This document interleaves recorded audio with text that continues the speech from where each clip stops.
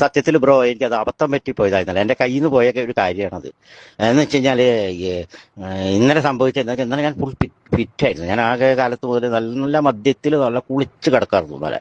അപ്പം ഞാൻ ആ സമയത്ത് അങ്ങനെ ഒരു സത്യം പറഞ്ഞാൽ ഞാൻ സതീഷ് മാധവന്റെ പോസ്റ്റ് പോലും ഞാൻ ശരിക്കും വായിച്ചിട്ടില്ല. ആ വിഷയം പോലും ഞാൻ കണ്ടില്ല. ഞാനൊരു മുസ്ലിങ്ങളുടെ പേര് കണ്ടു, ഉടനെ ഞാൻ അങ്ങ് കയറി അങ്ങ് അപ്പം അങ്ങനെ ഒരു കാരണം വരാനുള്ള കാരണം എന്താ വെച്ചാൽ ആ ചേർത്തലയിൽ മറ്റേ ആ കുഴിമന്തി ഹോട്ടലിൽ മറ്റേ വിഷുവിന്റെ ആ ഒരു വിഷയമുണ്ട്. വിഷു ബ്രോഷർ ഇറക്കിയതിൽ, വിഷു ആശംസകൾ ബ്രോഷർ ഇറക്കിയതിൽ ഉണ്ണിക്കണ്ണനെ കൊണ്ട് കുഴിമന്തി തിരിക്കുന്നതും, അതുപോലെ അതിന്റെ അപ്പുറത്ത് മറ്റേ ഷിയാസ് കരീം എന്ന് പറയുന്നവൻ ബീഫ് മറ്റേ എന്താ പറയുക ബിഗ് ബോസിൽ ഉണ്ടായിരുന്ന ഒരു ലേഡി വിന്നറിനെ കൊണ്ട് നീ സംഖ്യയായോ, നീ ആ കുട്ടി ബീഫ് തിന്നില്ല എന്ന് പറഞ്ഞപ്പോൾ നീ സംഖ്യയായോ എന്ന് ചോദിച്ചിട്ട് അവന്റെ ഒരു കമന്റ്. അപ്പം അങ്ങനെ അതിൻ്റെയൊക്കെ ഉള്ള ഒരു അമർഷം നമ്മുടെ ഉള്ളിലുണ്ടായിരുന്നു.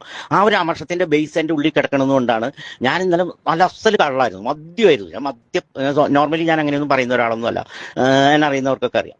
എനിക്കിഷ്ടംപോലെ മുസ്ലിം സുഹൃത്തുക്കളുണ്ട്. മുസ്ലിങ്ങളുടെ സ്ഥാപനത്തിൽ തന്നെയാണ് ഞാനിപ്പോഴും ജോലി ചെയ്യുന്നത്.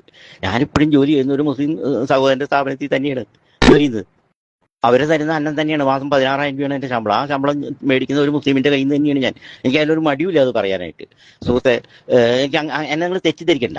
അപ്പൊ ഈ എന്താ പറയാ മതമല്ല, ഒരുതരം ഇത്തരം ഈ ബ്ലഡി ഇഡിയറ്റ് കാഴ്ചപ്പാടുകൾ വെച്ചുകൊണ്ടിരിക്കുന്നതിന് ഒരു അമർഷം എന്നുള്ള രീതിയിലാണ് ഞാൻ ആ ഒരു കമന്റ് ഇട്ടത്. മനസ്സിലായോ?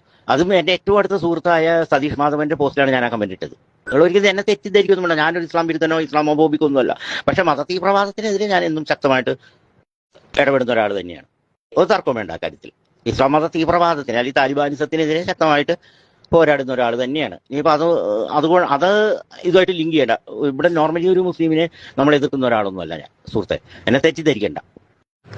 ഞാൻ ജീവിതത്തിൽ മുസ്ലിം വിരുദ്ധനൊന്നുമല്ലപ്പാ. എന്തിനു മുസ്ലിം വിരുദ്ധമായിരിക്കും?